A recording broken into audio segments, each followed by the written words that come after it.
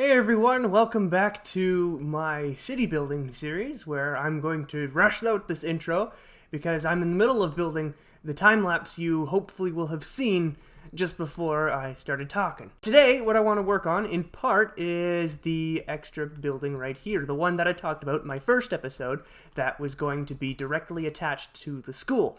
Now, I asked during that episode if we should go with a modern take, which kind of contrasts the style of this area, or a more rustic take, which is similar to the style of this area. And I didn't really get much of a decisive response, so I thought instead what I would do is not make it a separate facility like I had originally planned in my head, but make it a joined facility with the school, and in a modern style. So, essentially what it would be is a wing of the school that was built later than the school was built. So maybe the school was built 50 years ago, and then the wing was built 40 years later, so 10 years ago. And so, therefore, the wing is a newer, more modern take on a school building.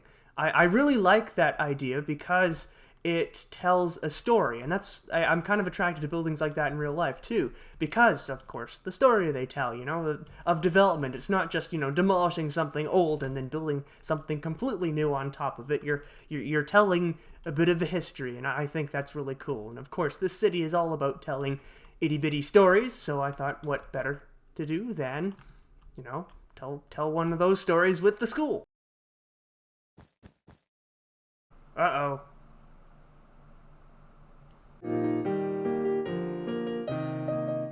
Alright everyone, pause for a second. I have discovered something amazing. Amazing. I have discovered the oh my goodness, I can't even talk.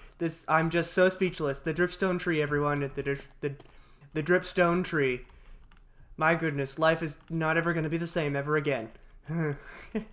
Also, I moved this area up by 20 blocks, which is why the armor stand's down there.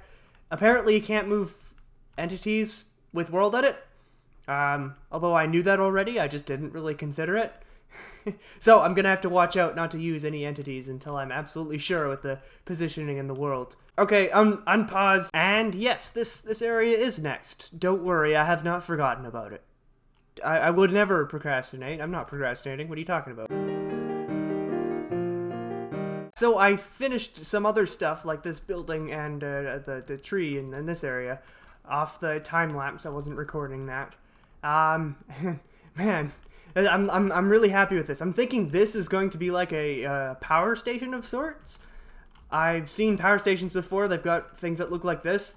I have no idea if what it's supposed to be, but I mean, it looks cool, right? And then we've got, of course, the lines coming out of this tower here, and I'm going to extend this along here, and then, of course, this one goes all the way up and connects to the first building we built and the school. Anyways, what I thought I would do now is change things up a little bit and actually try and block out a building beforehand instead of just freehanding the shape as I go. So that's what I did here with this extra wing of the school. And this is what's going on. So I'm going to do a courtyard right in the middle here that is basically only accessible from inside the school. I thought, it might be a cool little play area, maybe for younger students. So the whole building wraps around that courtyard and progressively gets bigger. Now, I did actually plan out the floor heights this time. I didn't ad-lib it like I did with that apartment building over there, or this, for example. So I've got windows at strategic heights, so there's the first floor, second floor, and third floor, and then these two wings of the buildings just have 2 floors. And since I had the framework down in sort of a skeleton shape, I thought I may as well have a look at the palette, see what I could come up with preemptively, just to show you my kind of thought process. Usually this goes on inside my head. I don't usually lay out a palette like this, but I thought it might be cool to illustrate like this for you guys today. So what I want to do is I want to emulate this sort of texture here. Except, of course, this texture right here is fairly old. I want to modernize it in a way. So that's the reason for these quartz bricks right here. It's my hope that they'll kind of modernize it along with reduced wear. So these blocks are going to be here quite a lot less. They'll still be there and they'll still be worn because, I mean, this is canonically, I guess, still 10 years old, so there's still wear, but it will be quite a lot less than over there. And hopefully with this little piece of trim alongside the blue trim on the top, or not blue, cyan trim on the top, it will look quite a lot more modern and hopefully contrast nicely with here. Haven't decided on the roof yet. Either I'm going for deep slate or spruce. Whichever looks cooler, I guess. I can swap out both. And now all it's left to do is sacrifice my firstborn to the elder gods in order to get this build done.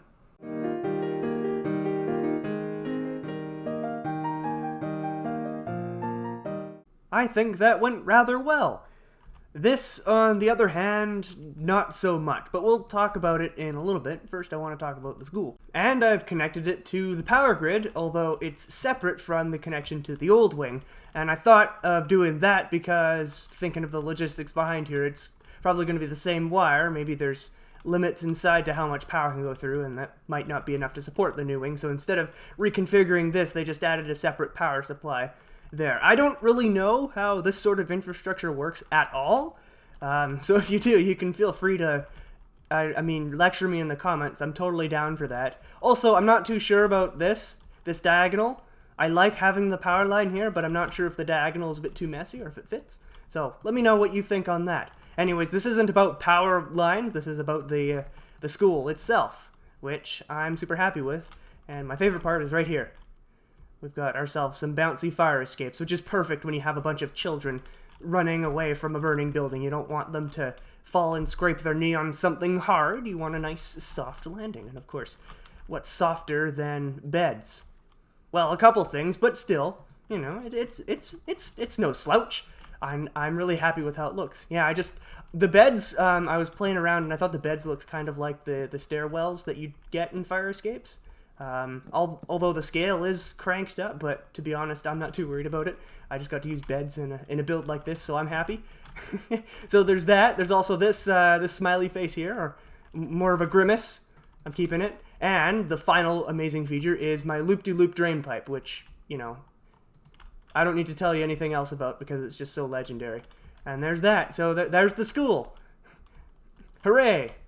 Oh, and finally, I nearly forgot we have our in-house playground right here. Took me about 10 minutes to build. Not too much detail went into it, but I thought it might be nice to include anyways. Despite not actually being accessible from the road, which is where most of these will be viewed. But whatever. Besides that, I'm super duper fond of it, especially this slide, which has the lava on the bottom in order to properly emulate what one of these bad boys feels like on a hot day. Also, this jungle gym, which I kind of just threw together. It's something. It's, you know, just kind of whatever. It's hard to emulate that sort of thing on this scale anyways. I mean, the slide is stairs, for goodness sake. There's only so much I can do. Now, I'm going to get to the school in a second, but first I wanted to come over here and kind of outline my priorities for this city, because I've touched on things like that before, but I was talking to someone in Pearlescent Moon's Discord, and I realized I could probably make it pretty simple, and here's the list here. So, in order of preference, of priority, I've got color is first, coherence is second, and detail is third, and I think that's really important for my vision in this city, because, yeah, the first priority is 100% color, and I hope that shows, because that's what I'm thinking of first and foremost whenever I'm doing a build design. Now, second in priority is coherence. Now, you might think coherence, well, first of all, what's that? I'm thinking of coherence as how everything fits together. So that's my definition. That's the definition I'm using here. And the reason it's second is because I'm not planning this out ahead of time. If I had, say, a big city layout ahead of time that I was just filling in building spots with houses and whatever, then that would be first. But since I'm ad-libbing it and making that sort of a feature of this build, coherence is second. I still want things to fit together, so that's what I'm working towards. It's not like it's completely buried, but it's not number one on the list, because that's exhausting. And of course, third is detail. Detail is still important, but I thought I'd put it third because I'm just simply prioritizing the other two aspects of this list over it.